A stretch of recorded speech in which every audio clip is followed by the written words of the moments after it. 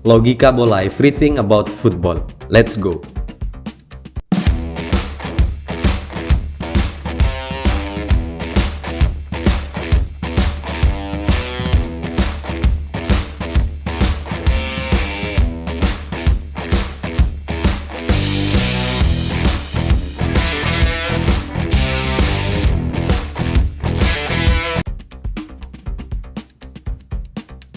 Partai final yang mempertemukan antara Real Madrid versus Borussia Dortmund di tanggal 2 dini hari nanti waktu Indonesia Barat yang akan digelar di Wembley Stadium Inggris menjadi sebuah partai puncak yang memang sudah ditunggu-tunggu oleh fans dari kedua kesebelasan, baik dari fans Real Madrid kemudian Borussia Dortmund.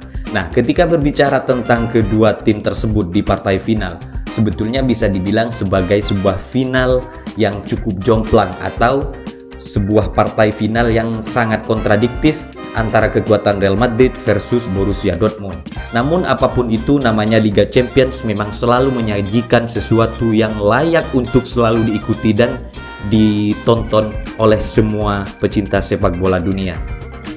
Kekuatan dari kedua tim antara Real Madrid versus Borussia Dortmund memang bisa dibilang sebagai sedikit berbanding terbalik atau sangat kontradiktif sekali, di mana Real Madrid musim ini menjadi raja di La Liga, tampil sangat konsisten dan bahkan di Liga Champions, sementara Borussia Dortmund bisa dibilang sedikit terseok-seok di liga lokal mereka. Kemudian ketika kita bahas tentang kedua tim tersebut, mari kita bahas terlebih dahulu tentang Real Madrid. Real Madrid bersama pelatihnya Carlo Ancelotti yang dikenal dengan pelatih bertangan dingin. Carlo Ancelotti maupun Real Madrid sejatinya banyak sekali yang mencemooh.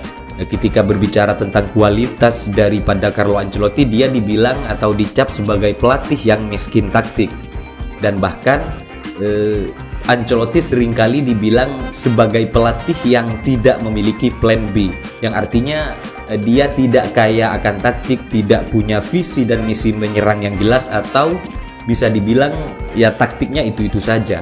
Namun apa yang dialami oleh Ancelotti, walaupun dia dicap sebagai pelatih yang miskin taktik, justru secara prestasi Carlo Ancelotti berbanding terbalik dengan tudingan-tudingan netizen yang terjadi sejauh ini.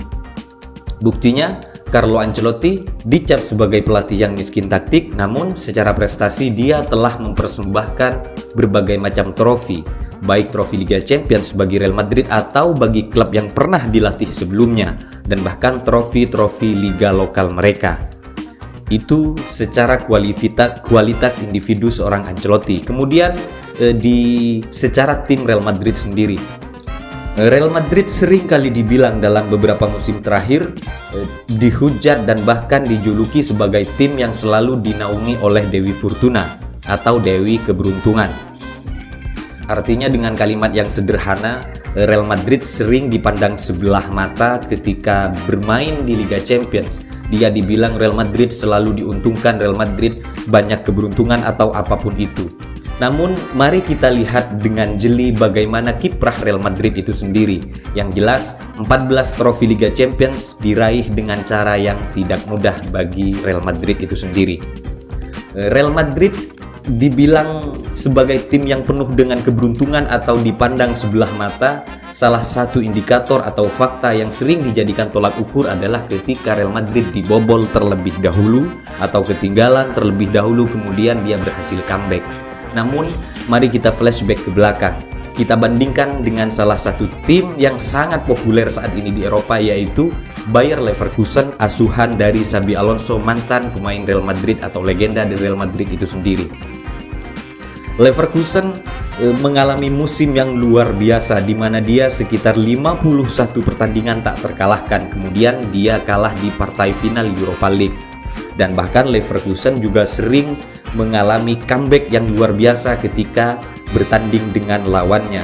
Dia berhasil comeback dengan cara imbang atau bahkan menang. Namun mari kita lihat, apakah Leverkusen melakukan sebuah comeback dengan tim-tim yang memang level Liga Champions atau tim-tim terbaik dunia?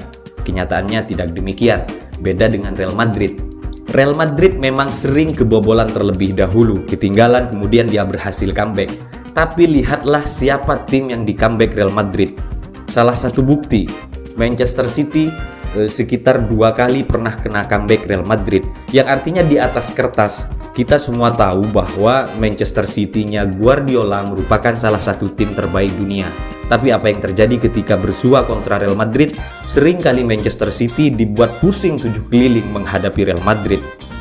Artinya selain secara mental dan juga jam terbang, Real Madrid ini tidak selalu dibilang atau tidak sesuai jika Real Madrid dibilang sebagai tim yang 100% lolos ke Liga Champions hingga partai final hanya bermodalkan keberuntungan. Tetapi keberuntungan itu ada karena memang sesuai dengan kerja keras dan usaha mereka. Nah, Real Madrid itu ibaratnya kira-kira begini. Real Madrid seringkali dibilang sebuah tim yang keberuntungan kemudian tidak punya filosofi permainan yang jelas. Nah, kita gambarkan seperti ini. Real Madrid dengan kualitas pemain atau secara individu, pemain-pemain Real Madrid yang memang rata-rata berlabel bintang. Artinya ketika sebuah tim memiliki pemain selevel Real Madrid yang memang sudah top kelas dunia dengan visi dan misi yang cerdas dan juga pemain berkelas, maka pelatih yang datang tugasnya bisa dibilang sedikit sederhana dalam arti kata bahwa jika pelatih itu memang jenius, maka dia hanya perlu memoles pemain-pemain Real Madrid dengan sedikit sentuhan sehingga jadilah Real Madrid. Seperti Ancelotti datang ke Real Madrid, memang kita lihat dengan cara yang biasa-biasa saja, sederhana, namun bagaimana dia mengontrol ruang ganti, menghilangkan ego pemain, memberikan pemain muda kesempatan, kemudian bagaimana dia jeli melakukan pergantian sehingga itu berjalan semua. Maka dengan kualitas pemain selevel pemain Real Madrid, sejatinya keberuntungan itu akan datang karena memang sesuai dengan fakta, kondisi, dan pemain yang ada.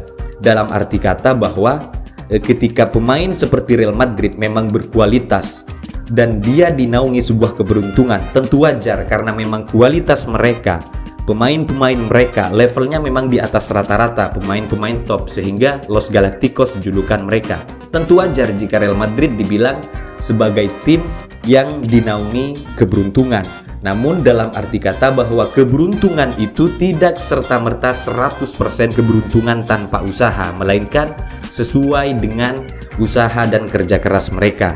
Itu dari kubu Real Madrid. Kemudian kita lihat di Borussia Dortmund. Tanpa menyepelekan atau tanpa mendiskreditkan, kemudian tanpa merendahkan kualitas Borussia Dortmund, fakta yang terjadi, Borussia Dortmund sedikit terseok-seok di liga lokal mereka. Kemudian Dortmund juga berbanding terbalik dalam kondisi pemain dengan kalimat sederhana bahwa tahun sekarang Dortmund banyak sekali dihuni oleh pemain buangan oleh klub lain. Salah satunya adalah Jadon Sancho.